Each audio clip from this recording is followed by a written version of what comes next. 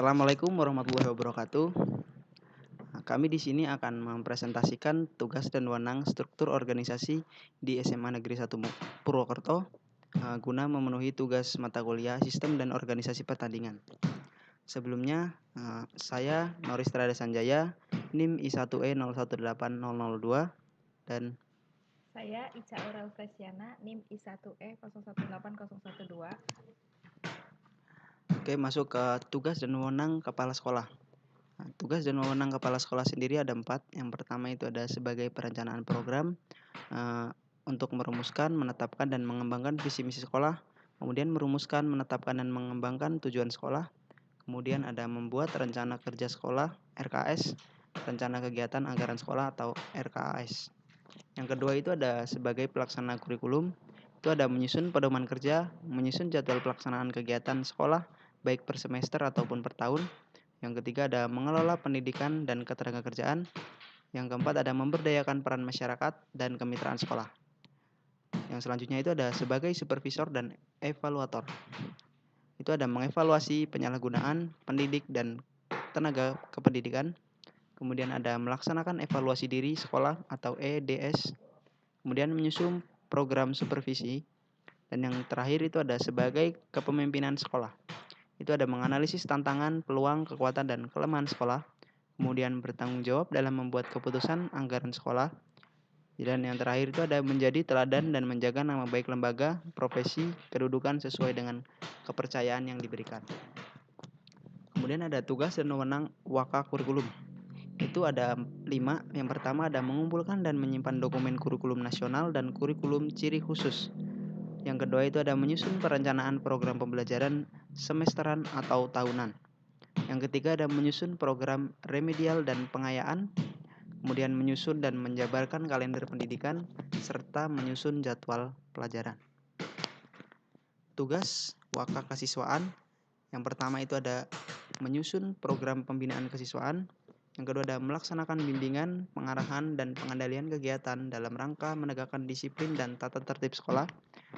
Yang ketiga itu ada membina dan melaksanakan koordinasi keamanan, kebersihan, ketertiban, keindahan, kekeluargaan, kerindangan, dan kegiatan kulikuler atau yang disebut dengan 7K. Selanjutnya ada tugas dan wewenang waka humas. Itu ada 3. Yang pertama mengatur dan menyelenggarakan hubungan baik antara sekolah dan komite sekolah. Kemudian menampung saran-saran dan pendapat masyarakat demi kemajuan sekolah. Dan yang terakhir itu ada mengatur dan menyelenggarakan hubungan antara sekolah dengan orang tua atau wali murid. Selanjutnya ada tugas dan wewenang wakasarpras. Itu ada 4. Yang pertama menyusun dan mengajukan rencana program kerja semester dan program kerja tahunan. Yang kedua ada membuat daftar inventaris sekolah. Kemudian mengkoordinasikan pendayagunaan sarana dan prasarana. Kemudian yang terakhir mengadakan evaluasi terhadap pendaftaran sarana dan prasarana. Kemudian slide yang selanjutnya itu ada tugas dan wewenang waka litbang. Yang pertama itu melakukan penelitian dan pengembangan dalam bentuk analisis, perencanaan, dan evaluasi program peningkatan mutu. Yang kedua ada melakukan penelitian dan pengembangan kinerja menuju sekolah yang berkualitas dan unggul dalam berbagai bidang akademik maupun non-akademik. Yang ketiga ada mengembangkan program unggulan sekolah.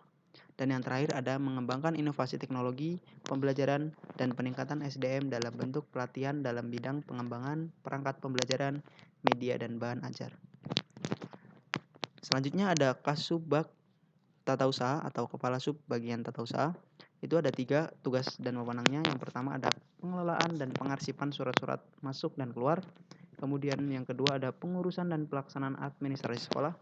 Kemudian yang ketiga ada penyusunan administrasi sekolah meliputi kurikulum, kesiswaan, dan ketenagaan. Yang selanjutnya ada staf tata usaha. Memiliki tugas untuk membantu. Yang pertama, membantu Kasubag Tata Usaha dalam pengelolaan dan pengarsipan surat-surat masuk dan keluar. Kemudian membantu Kasubag Tata Usaha dalam pengurusan dan pelaksanaan administrasi sekolah. Dan yang ketiga ada membantu Kasubag Tata Usaha untuk penyusunan administrasi sekolah meliputi kurikulum, kesiswaan, dan ketenagaan. Jadi staf tata usaha sendiri tugasnya untuk membantu Kasub bagian tata usaha. Selanjutnya akan dibacakan oleh Mbak Ica. Di sini ada guru BK atau guru bimbingan konseling yang tugasnya yang pertama untuk membantu memasyarakatkan pelayanan bimbingan dan konseling kepada siswa.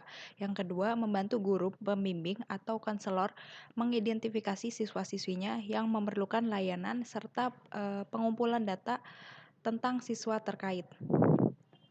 Selanjutnya ada wali kelas. Yang pertama, mewakili orang tua dan kepala sekolah dalam lingkungan kelasnya. Yang kedua, membina kepribadian dan budi pekerti siswa di kelasnya. Yang ketiga, membantu pengembangan kecerdasan siswa di kelasnya. Dan yang terakhir ada membantu pengembangan kepemimpinan siswa di dalam kelasnya. Ada siswa, di sini siswa memiliki banyak tugas, tetapi yang disebutkan hanya 3. Yang pertama, memahami dan mempelajari materi yang diajarkan. Yang kedua, mengerjakan tugas yang diberikan oleh guru. Dan yang ketiga, mempelajari kembali materi yang sudah disampaikan oleh gurunya. Ada kepala lab IPA, di sini tugasnya bertanggung jawab atas penggunaan lab IPA, menyusun program penggunaan lab dalam pembelajaran dan kelengkapan administrasi penggunaan laboratorium. Ketiga, bertanggung jawab atas inventaris alat dan bahan praktikum. Dan yang terakhir ada mencatat, mengusulkan, dan meminta dan menerima kebutuhan alat dan bahan laboratorium kepada kepala sekolah melalui waka kurikulum dan atau sarpras. Next ada kepala lab bahasa, bertanggung jawab atas penggunaan lab bahasa. Yang kedua, mengelola kegiatan pengkajian iptek, pengajaran dan pengembangan keterampilan berbahasa. Yang ketiga, mencatat, mengusulkan atau meminta dan menerima kebutuhan alat lab kepada kepala sekolah melalui waka sarpras atau waka kurikulum.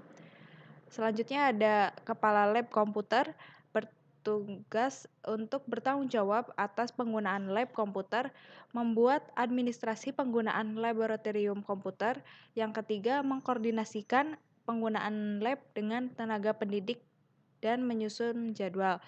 Yang terakhir ada mencatat, mengusulkan atau meminta dan menerima kebutuhan alat dan barang laboratorium kepada kepala sekolah melalui waka kurikulum atau waka sarpras. Terakhir, dua terakhir ini ada kepala perpustakaan, tugasnya ada 5. Yang pertama, untuk membantu kepala sekolah membuat program kerja pelaksanaan di perpustakaan. Yang kedua, menata dengan baik ruang perpustakaan.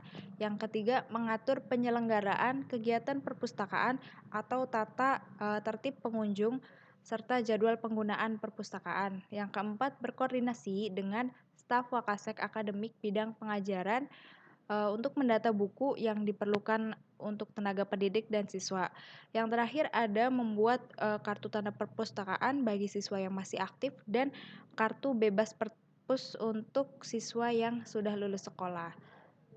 Yang terakhir ada komite sekolah, di sini tugasnya ada 4. Yang pertama, memberikan pertimbangan dalam penentuan dan pelaksanaan kebijakan pendidikan. Yang kedua, menggalang dana dan sumber daya pendidikan lainnya dari masyarakat.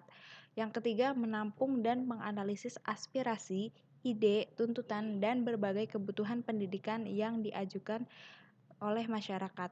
Yang terakhir, melakukan evaluasi dan pengawasan terhadap kebijakan program, penyelenggaraan, dan keluaran pendidikan sekolah. Ya, untuk tugas dan wewenang dari struktur organisasi SMA Negeri 1 Purwokerto sudah selesai dipaparkan. Selanjutnya, ucapan terima kasih untuk dosen pengampu mata kuliah organisasi dan sistem pertandingan serta dari staf tata usaha yang sudah memberikan data dari sistem organisasinya atau struktur organisasinya seperti itu. Cukup sekian untuk pemaparannya, kurang lebihnya mohon maaf. Wassalamualaikum warahmatullahi wabarakatuh.